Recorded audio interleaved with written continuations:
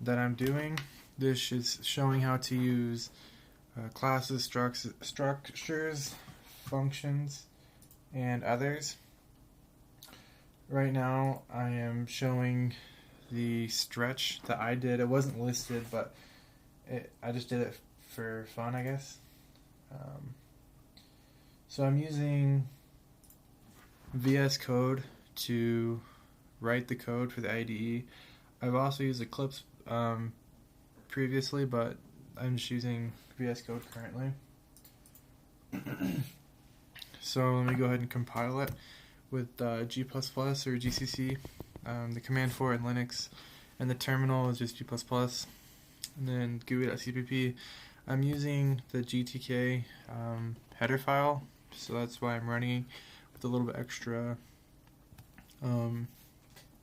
command. I'm just letting the compiler know that it has some extra header files there. So it compiles. It looks like it ran okay. And then if I run Ada out, this is a GUI app that I ran. And so this is a pop-up GUI app. I can close it like that. I can use the exit button. So I haven't really dove too deep into it, but I think it was pretty exceptional. And then for the project, this is where I had to show and display all of the variables, expressions, conditionals, loops, functions, and classes, and even the data structure, which I chose to use vector. So if we go ahead and run that,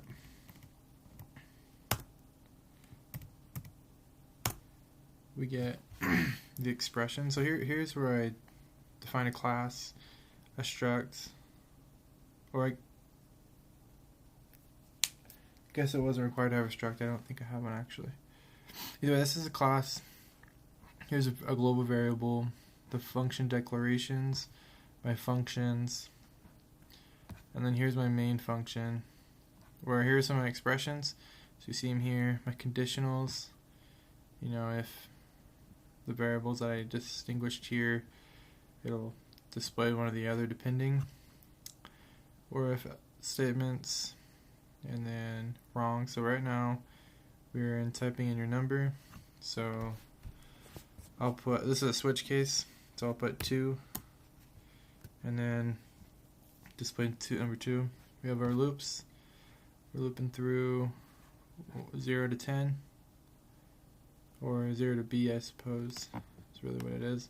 And then we have a do while, so I could show you that I know how to use a while and a do while. So it's just do this, and then it'll keep doing it. It'll at least run once is basically what the do while is. And now we're into functions.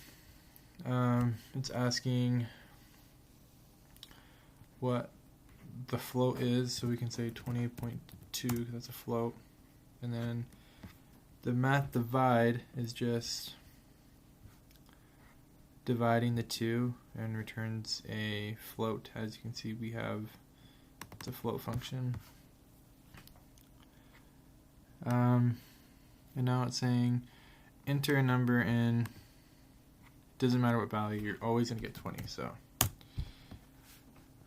if we look at this, we're actually printing out, we actually put it in age, and we are still using age. We put in 90, but we still got 20. So I use pointers. I put in the address of the variable, and then I pointed to the memory address and changed it to 20. So the value is always going to be 20 no matter what. Now with classes, I created an animal class, and I created a dog. This is what type of dog is that. I'll say lab. The age is 21. If you go back up to it, it'll display now the 2.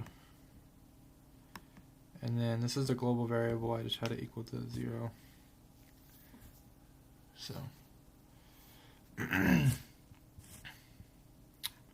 to show that you can use global variables with a list, and also with the types, and you can point to it. So I feel like there's something else there, but